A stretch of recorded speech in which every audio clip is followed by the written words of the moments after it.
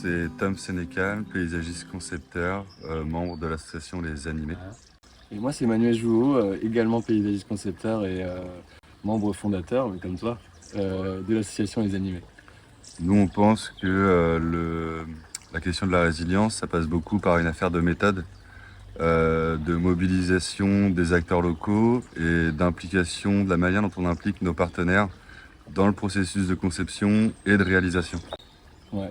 Mais c'est un peu l'ADN de notre association, donc c'est quelque chose qu'on essaye de faire au quotidien dans notre travail en Bretagne, mais qu'on a essayé de dupliquer aussi ici. S'approprier un territoire, comprendre les interactions entre les acteurs locaux, les fournisseurs, et réagir au sein de cet écosystème de fournisseurs et d'acteurs pour créer un jardin qui soit adapté et donc résilient par rapport à son lieu d'implantation. Comme il le dit, écosystème, c'est l'écosystème humain, mais l'écosystème au sens le plus large, les vivants aussi, la place qu'on donne à chacun dans la manière dont on construit nos paysages.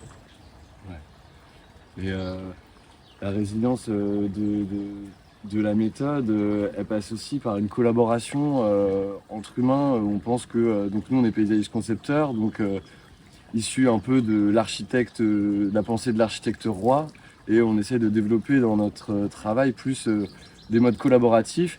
Ici, un peu à la manière d'une famille de castors, mais dans d'autres sujets avec différentes métaphores, et de collaborer avec un maximum de gens qui ont les compétences.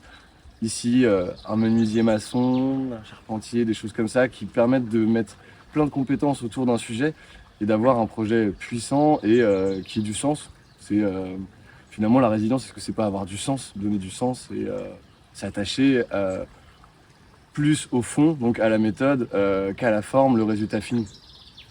Donner à chacun la manière de s'exprimer.